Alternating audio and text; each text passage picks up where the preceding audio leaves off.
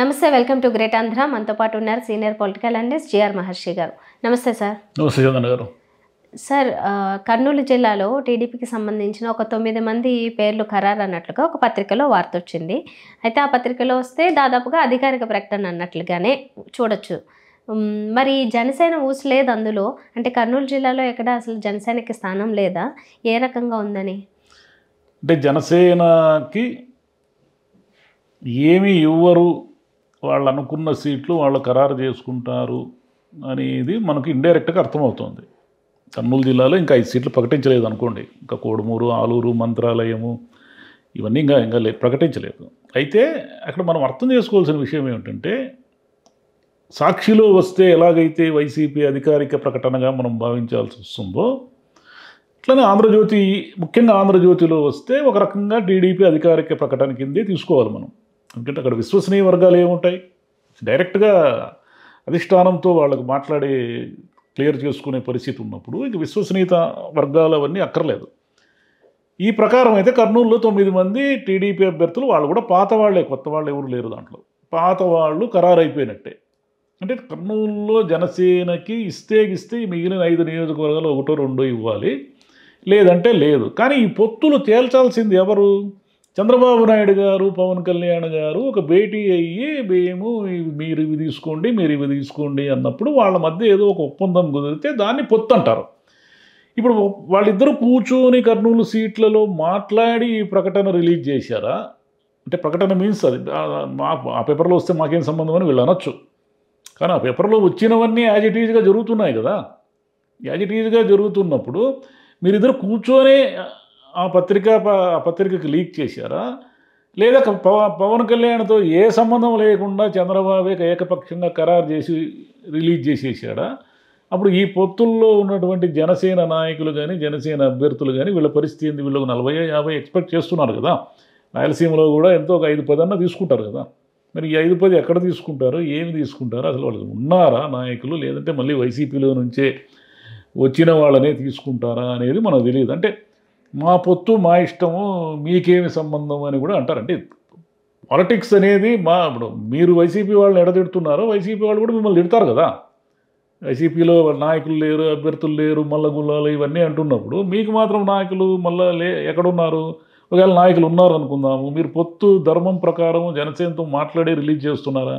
జనసేనకి ఏమీ సంబంధం లేకుండా పవన్ కళ్యాణ్ ఏమీ మాడకుండా ముందే చేతులు కట్టేసి పవన్ కళ్యాణ్కి మేము ఇచ్చినవి తీసుకొని అయినా నువ్వు ఎక్కువ మాడొద్దు, నీకు అభ్యర్థులు లేరు, నీకు క్యాండిడేట్లు లేరు అని మహా అయితే గోదావరి జిల్లాల్లో పవన్ కళ్యాణ్కి కొంత ఎక్కువ సీట్లు ఇచ్చి మిగిలిన ఎక్కడా కూడా అతనికి ఏమీ ఇవ్వకపోవచ్చు అనే టాక్ కూడా నడుస్తూ ఉంది. ఎందుకంటే ఆయన గెలుస్తాడో లేదో తెలియదు, మనకి ఇప్పుడు ఏదో ఊపు ఉంది, జగన్ వ్యతిరేకత మీద మనం గెలిచిపోతాము అనేసి ఈ మూడ్లో ఉన్నారు చంద్రబాబు లోకేష్. ఏమిటంటే ఇప్పుడు వాళ్ళు ఈ పొత్తుకు అనేదానికి అగ్రిమెంట్లోకి రావడం వల్ల ఈ సర్దుబాటు ఎలా చేయాలో తెలియక ఈ లోకల్ నాయకులందరూ ఇప్పుడు తిరుగుపడతారు కదా.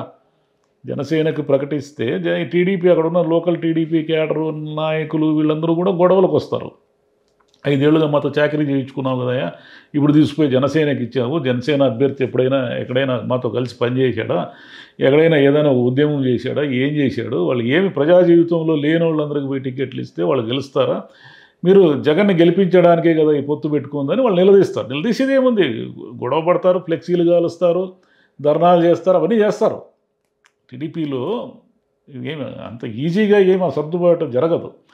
మరి వాళ్ళు ఈ జనసేన పొత్తులో ఉన్నప్పుడు ఇష్టం వచ్చినట్లు ఏకపక్షంగా అభ్యర్థులని ప్రకటించుకుంటూ, కర్నూలే కాదు ఇంకా చాలా ప్రకటిస్తారో చూస్తూ ఉండండి మీరు. ఎంపీలు అయితే ఏదో 2 సీట్లు ఇచ్చారు కానీ అందులో ఒకటి బాలశౌరి వైసీపీ అయినే, కాబట్టి ఇంకా చాలా సీట్లు ఏకపక్షంగా ఆంధ్రజ్యోతిలోనో ఇంకో చోట లీక్ చేసేసి దాన్ని ఒక రకంగా అనఫిషియల్గా కన్ఫర్మ్ చేసేస్తారు.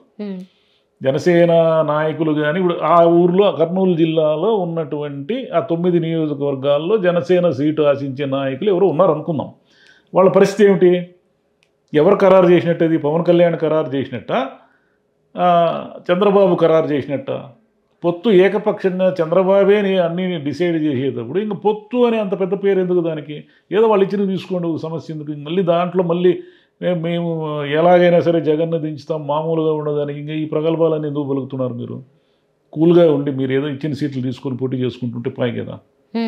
మరి చర్యకు ప్రతిచర్య ఉంటుందని మొన్న ఒకటి చేశారు కదా, అలాంటిది ప్రతిచర్య ఇప్పుడు చూడమా మనం? ఏ పవన్ కళ్యాణ్ పేపర్ యాడ్ ఉండదు. సాక్షి వాళ్ళు ఏదైనా చెప్పాలనుకుంటే అది, వైసీపీ వాళ్ళు ఏదైనా చెప్పాలనుకుంటే సాక్షి ఉంది, టీడీపీ వాళ్ళు ఏదైనా చెప్పాలనుకుంటే ఆంధ్రజ్యోతి కానీ ఈనాడు కానీ ఉంది. పవన్ కళ్యాణ్ ఏం చెప్తాడు, ఎక్కడ చెప్తాడు? ఈ ఒక మీడియా అనేది లేకుండా ఉండడం అనేది పవన్ కళ్యాణ్కి విపరీతమైన డిసడ్వాంటేజ్. ఆయన ఎవరు పట్టించుకోరు. ఆయన కొంచెం అప్పుడప్పుడు అవసరం కొద్దీ అట్లా పైకి లేపుతారు, కానీ అవసరం తీరిపోయాక మళ్ళీ ఇతను ఎక్కడ మళ్ళీ రైజ్ అవుతాడని డౌన్ చేస్తారు. మీరు గమనించండి బాగా. చిరంజీవి కూడా ఇదే తప్పు చేశాడు.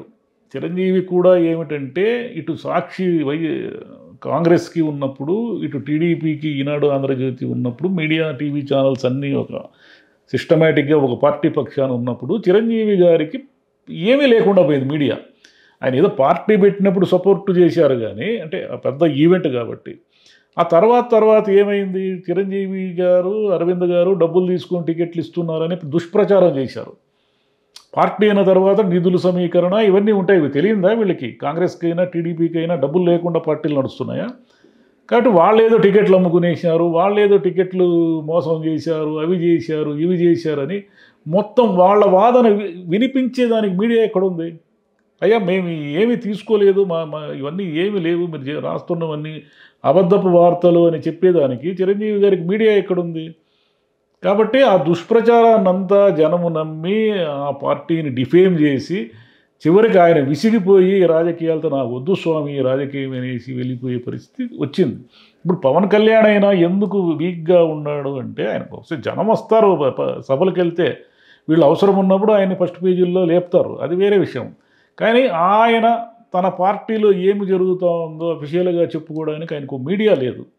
చెబితే ఈ పత్రికలకే చెప్పుకోవాలి, ఈ టీవీ ఛానల్స్కే చెప్పుకోవాలి. ఆయన వీళ్ళు ఎవరు ఆయన గూడు పట్టించుకుంటారు? ఇప్పుడు అన్నిటినీ పబ్లిక్గా చెప్పలేరు కదా. విశ్వసనీయ వర్గాల ద్వారా జనసేన నుంచి మాకు తెలిసిన సమాచారం అని రాసేవాళ్ళు ఎవరు ఉన్నారు? ఎవరు లేరు. కాబట్టి మీడియా అనేది తెలిసో తెలియక చాలా ప్రభావితం చేస్తుంది పొలిటికల్ పార్టీలని. ఓకే. సో మొత్తానికి వాళ్ళ తరపున, టీడీపీ తరపున 9 స్థానాలు అయితే ఖరారు అయిపోయాయి అనుకోవచ్చు మనం అఫీషియల్గా. అంతే. ఇంకా వాళ్ళు ఖరారు కాదంటే వాళ్ళు వదలరు కదా పేర్లు ప్రకటించిన నాయకులు. వాళ్ళు ప్రిపేర్ అయిపోయి ఉంటారు, ఇంకా వాళ్ళు ఈరోజు ప్రిపేర్ అయిపోయింటారు మందేసి. Okay, right sir. చూద్దాం ముందు ఇంకెవరెవరిని ప్రకటిస్తారు. Thank you.